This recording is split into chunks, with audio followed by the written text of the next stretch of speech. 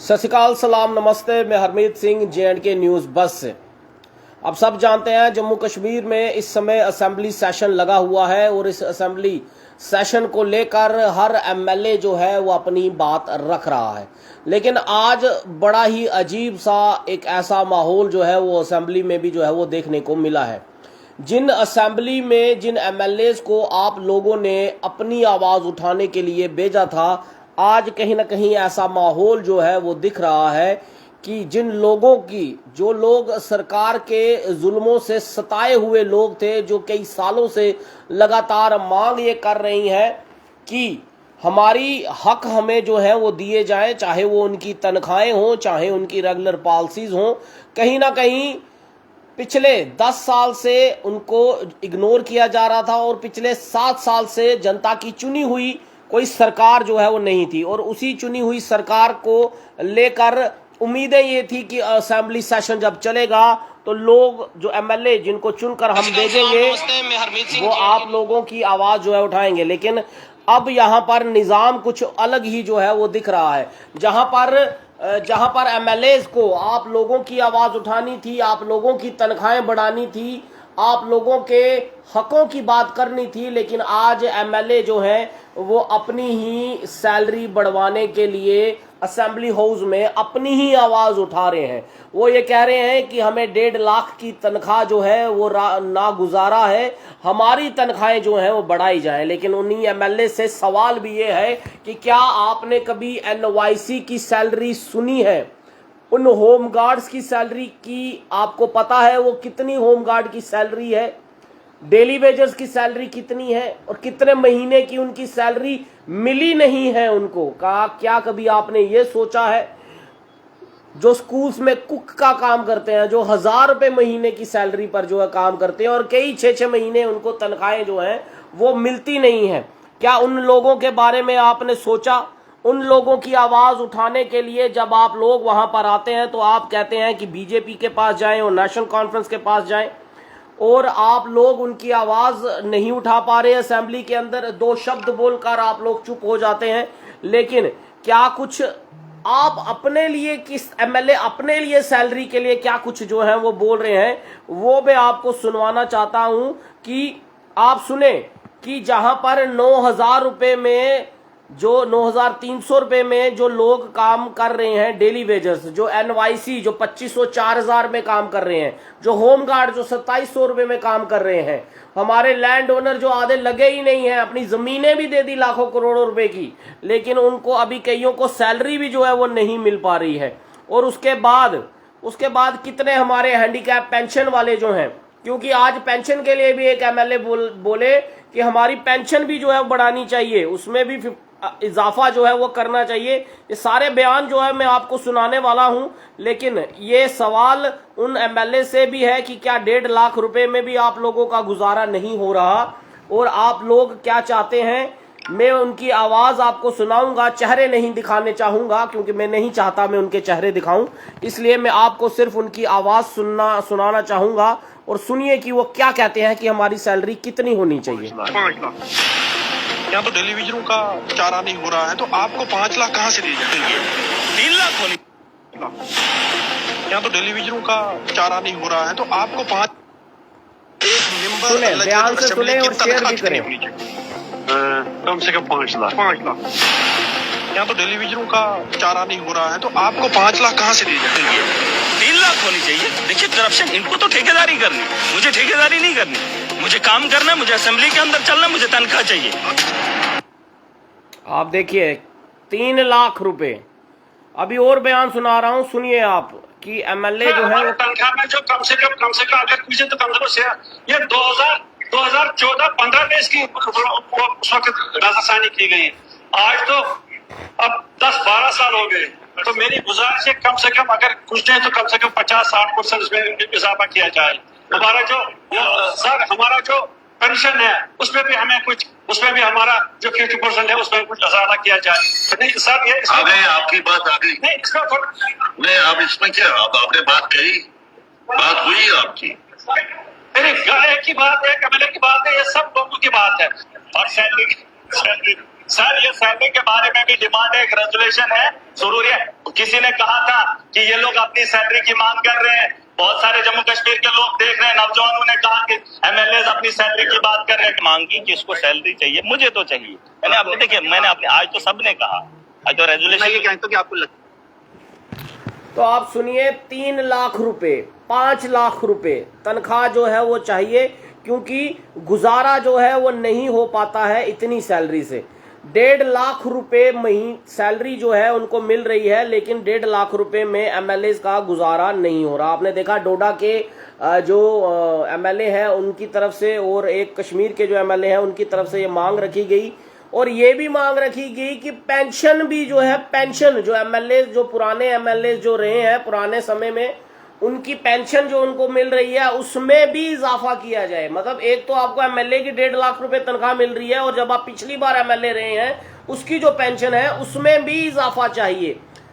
तो मैं ये सवाल ये रखना चाहता हूं कि एमएलए चुनकर जो आप लोगों को वहां भेजा गया था, क्या आप लोगों को अपनी सैलरी बढ़ाने के लिए वहां पर एमएलए को भेजा गया है, या आप लोग उन लोगों की पहले तनख्वाहें बढ़ाने की बात कीजिए जो एनवाईसी हैं, जो डेली वेजर हैं, जो लैंड ओनर हैं, जो होम गार्ड्स हैं, जो आशा वर्कर्स हैं, जो आंगनवाड़ी वर्कर्स हैं। जो एमएलए ये बात कर रहे हैं, क्या उनको ऐसा लग रहा है? कुछ एमएलए ये कह रहे हैं कि मेरी 1.5 लाख रुपए तनख्वाह है और मुझे गाड़ी जो है वो पेट्रोल जो है वो डलाना है। मैं जानना चाहता हूं कितना पेट्रोल जो है वो आपकी गाड़ी जो है वो खा लेगी, और कितना पेट्रोल महीने का वो लग जाएगा, जिसमें आपको 5 लाख रुपए तनख्वाह चाहिए, 3 लाख रुपए तनख्वाह चाहिए। इसलिए आप आवाज उठा रहे हैं। मैं ये भी नहीं कहूंगा कि आप लोग आवाज नहीं उठा रहे, लेकिन आज मुद्दा ये बन गया है कि आप लोग ये कह रहे हैं कि हमारी 5 लाख से भी हमारी तनख्वाह जो है कर दीजिए, क्योंकि हमारा 1.5 लाख रुपए से गुजारा नहीं चल रहा। 2014 से यही सैलरी जो चल रही है और इसमें कुछ ना कुछ इजाफा होना चाहिए। तो मैं ये पूछना चाहूंगा, जो 88 में जो डेली वेजर लगे थे, जो 99 में जिन्होंने अपनी जमीनें दी, जो लोग एनवाईसी लगे, जो लोग होमगार्ड्स लगे, कितने सालों से 2700 रुपए तनख्वाहें हमारे पीएचई के डेली वेजर, जिनकी 75 महीने की तनख्वाह नहीं है। एक डेली वेजर की 3-3, 4-4, 5-5, 6-6 लाख रुपए तनख्वाह उनकी पेंडिंग पड़ी है सरकार की। उसकी बात कीजिए सबसे पहले आप लोग, पहले वो दिलवाएं उनको। उनके लिए आपको जितनी जिद्दोजहद करनी पड़े आप पहले वो करें। लेकिन आप एमएलए अपनी भी बात कर सकते हैं, लेकिन ऐसा नहीं है। लेकिन 1.5 लाख, कुछ लोग जो डीडीसी थे उनकी डीडीसी में कितनी तनख्वाह थी, आज वो एमएलए बन गए हैं तो उनकी एमएलए में कितनी तनख्वाह होगी, इजाफा तो आपको मिल ही गया। अब आप कहते हैं मुझे 3 लाख तनख्वाह चाहिए, 5 लाख तनख्वाह चाहिए। कुछ एमएलए कह रहे हैं हमें 5 लाख तनख्वाह चाहिए, कुछ एमएलए कह रहे हैं हमारी पेंशन में भी जो है वो बढ़ोतरी की जाए। सभी हालांकि वो आवाज अपने लिए उठा रहे हैं, लेकिन वो ये कह रहे हैं कि सभी एमएलए की आवाज जो है वो इतनी तनख्वाह हो जानी चाहिए। तो आप ये सोचिए कि जो सरकार डेली वेजर को पक्का नहीं कर पा रही या उनकी पेंडिंग तनख्वाह नहीं दे पा रही, आपको इतनी सूझबूझ तो करनी चाहिए कि जिनकी 75 महीने की तनख्वाह नहीं निकल पा रही, 2700-2800 रुपए में होमगार्ड्स, एनवाईसी, रहबरे खेल, रहबरे तालीम, आप जब बात करते हैं सबके नाम आप लोग गिना देते हैं, लेकिन उनकी तनख्वाह इसलिए नहीं बढ़ा पा रही या पेंडिंग सैलरी इसलिए नहीं बढ़ा पा रही क्योंकि सरकार कहती है हमारे पास फंड नहीं है। हमारे पास फंड नहीं है।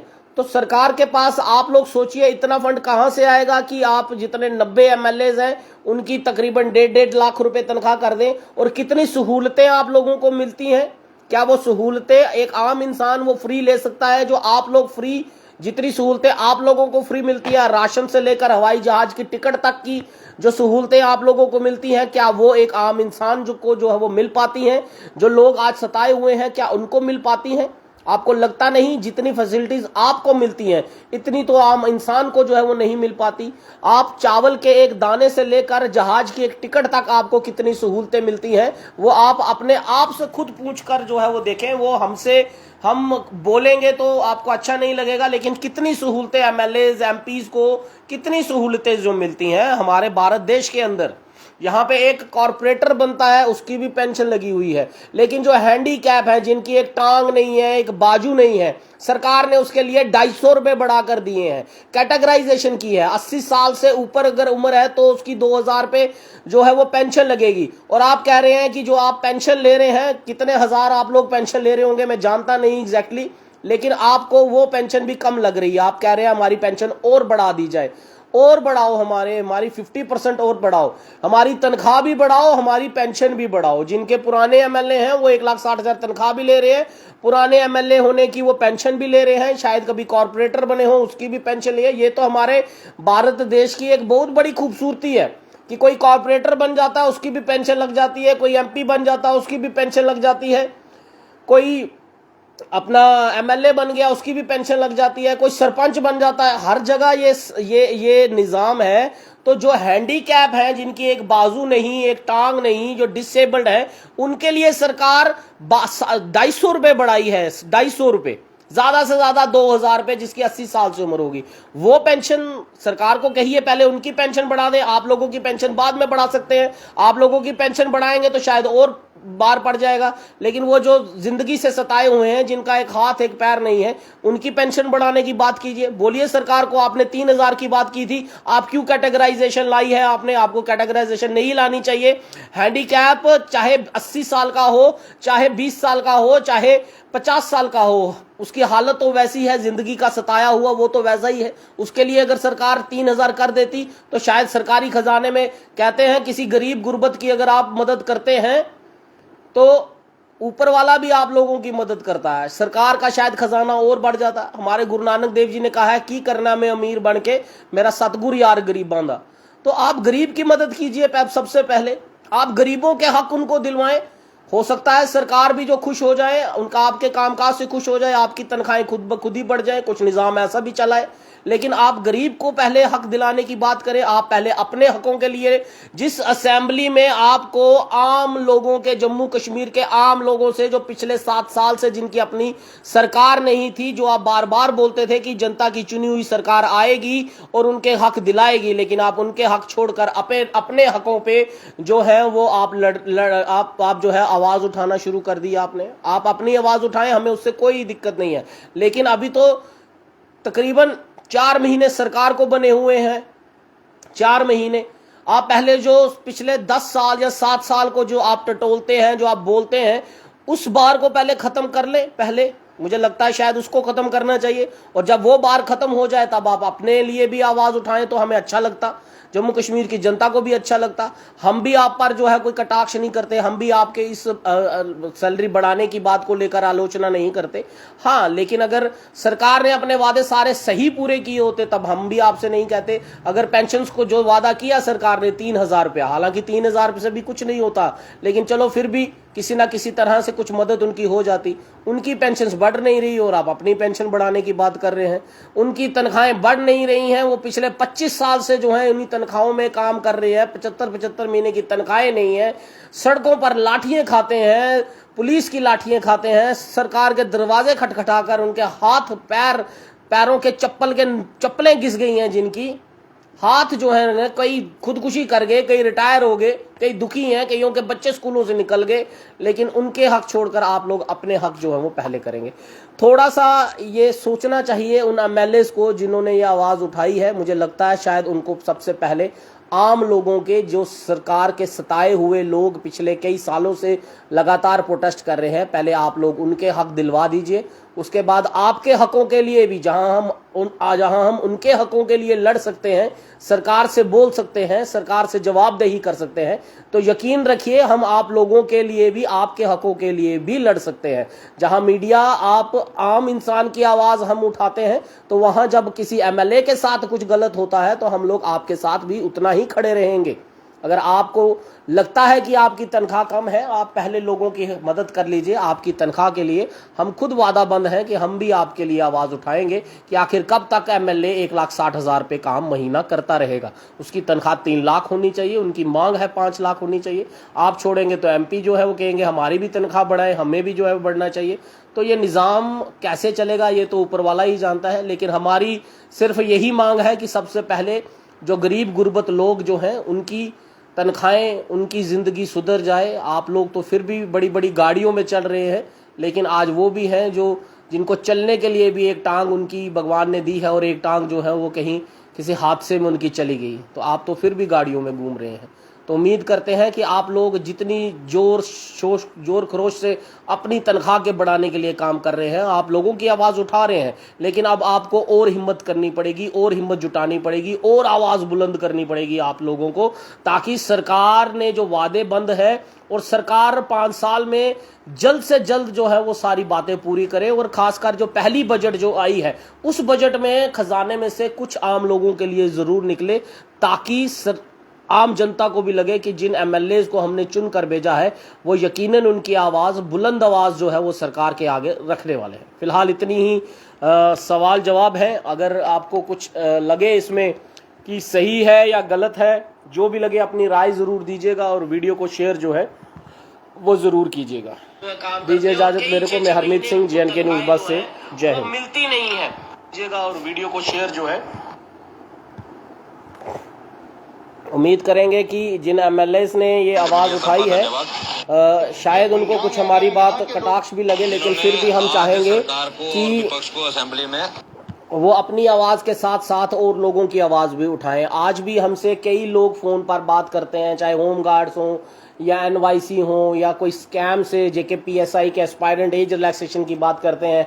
अभी कुछ ही देर पहले मेरे को एक फायर इमरजेंसी का कॉल आया था, होम गार्ड्स का कॉल आया था कि सर हमारी आवाज़ भी बुलंद करें। हम उस जगह पे हैं जहां पर हम आवाज़ लोगों में डाल सकते हैं, एडमिनिस्ट्रेशन तक, लेकिन आपके पास वो ताकत है जहां से सब कुछ इन लोगों के लिए निकल के आना है, वो है विधानसभा। आप वहां इनकी आवाज़ बुलंद करें, हम बाहर इनकी आवाज़ बुलंद करेंगे और यकीनन मिलकर मीडिया और जितने भी आप नुमाइंदे हैं, हम सब मिलकर इन लोगों के हक जो हैं इन तक पहुंचाने में कामयाब ज़रूर होंगे। जय हिंद।